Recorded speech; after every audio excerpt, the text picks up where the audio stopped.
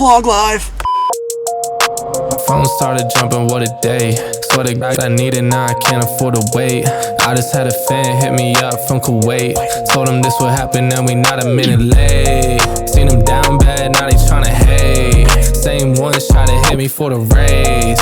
Got a mail, now they coming with a blaze. Check the numbers, fam, I swear I'm getting paid. What's up, guys? Let's go on the journey real quick. We're gonna head over to Tampa. We got a couple wholesales or distros that we sell to in Tampa. I've got to drop off an order to one of them, hopefully pick up some checks, and then we're gonna stop by some of the other places, see how they're doing on stock. With the local guys, we don't even really call them. They call us if they need something, or if we're in the area, we stop by, check how their stock's doing, and then restock whatever they need restock. So let's hop in the whip, stop at the warehouse, grab some shit real quick, and then we'll be on our way.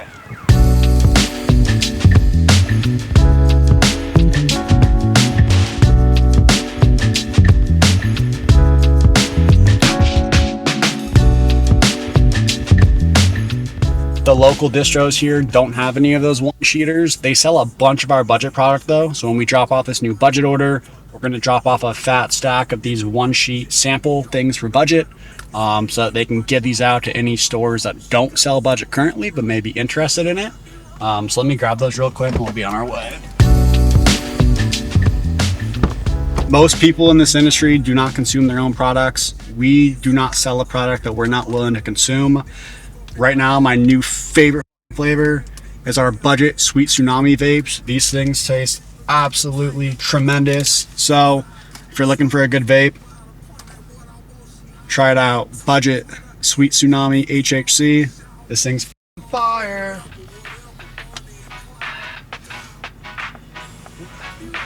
So yummy.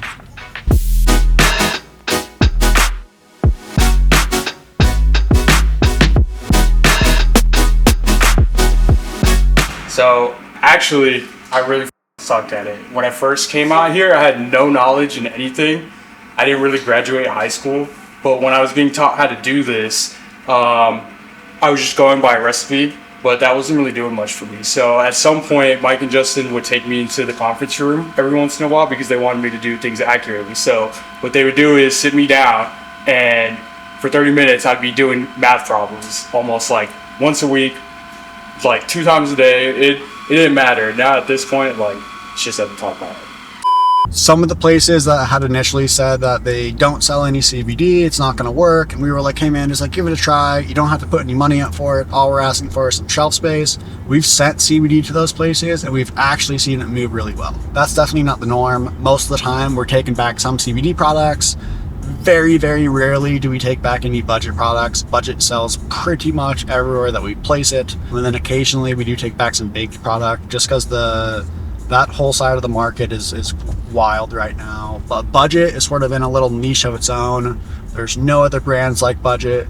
There's very few people in this industry who can even release a product like budget. The truth of the matter is most brands do not make their own products. 90% plus of brands are getting stuff made by a co-packer or a white labeler, and they're not actually handling the manufacturing and the production and everything of their own products. So by us handling all of our in-house manufacturing, we're cutting the costs on labor essentially. So instead of paying someone else, you know, an additional 50 cents to $1 to make a vape, we're saving that money. We're then using that money towards our labor cost, which is why we're able to sell a really high quality 1 gram cart that retails for $10 and a dispo that retails for 15, because we're ordering massive volumes. Our cost of goods are low. Our manufacturing's in-house. I mean, it's a volume play. So we'll be over at Southern Wholesale soon. Hopefully Mike at Ramsey is willing to give us a quick little tour around their warehouse and show you guys what they're about. And then after Southern Wholesale, we'll head over to Florida Smokes, check out and see how their stock's doing. And then we'll probably be headed out to the warehouse because some of the other wholesales that we work with, they're a little further out. So we'll see. We're pulling up to Southern right now. We used to have this big ass Sprinter van that we use to like drop off orders and drive around town, but the insurance on that thing alone was like $1,400 a month, just the insurance. So we sold the Sprinter van because it was a fucking big waste of money. And now for the local guys, I just put it in my car if I can, and if it's a bigger order that I actually can't fit, like we'll just spend the money to ship it. It looks like they've got someone in their loading dock right now, but let's go inside, say what's up to them, and then we'll get this shit unloaded. Okay, so it's Southern. Ramsey, it's the head main dude here. He sort of handles like purchasing and all the bigger shit. Mike is sort of their warehouse operations manager guy. So Mike should be in here right now. We're gonna drop off these samples to him. And then once they're done with their current unload, we'll drop off the budget tapes over there. Hey, how you doing? We're vlogging. You guys want to be in it or no? No. Well, they didn't want to be in the vlog right now, so we're not going to show anything inside, but they're bringing a pallet down for some boxes that we're going to take back, some of our CBD vapes and some other things that didn't move that well. We're going to unload these budget boxes here, 4 cases, and then we'll go and try and collect some money and we'll be out of here.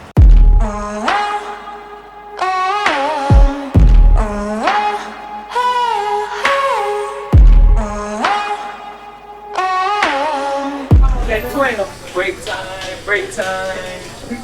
When it comes to terps, there are so many different brands manufacturing terpenes, and what we found is that a lot of companies, even if they manufacture 200-300 different terp flavors, like some of them are going to be dog shit, some of them are going to be okay, and then every brand's got a couple that are just really fucking good. I don't know why, but they just excel more than anything. So we've done probably more flavor testing than anyone in the industry. We're talking thousands of different terp samples over the years, and we've really narrowed down like what is the best of the best. So we start out with really good terps. We source our, I don't know how many different flavors we use now, something like 30 maybe. We probably source our 30 different flavors from 5 different terp manufacturers, possibly 6. So starting out with some really good terpenes is going to be the biggest factor in how good your vape tastes. The next aspect of the flavor is going to come down to the ratios.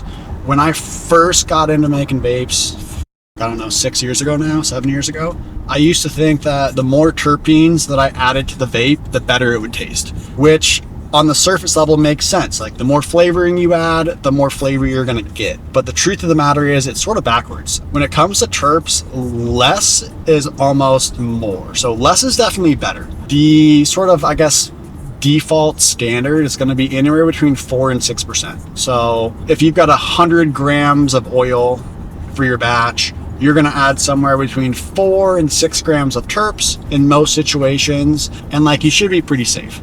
When you go above that 6% mark, a few things happen.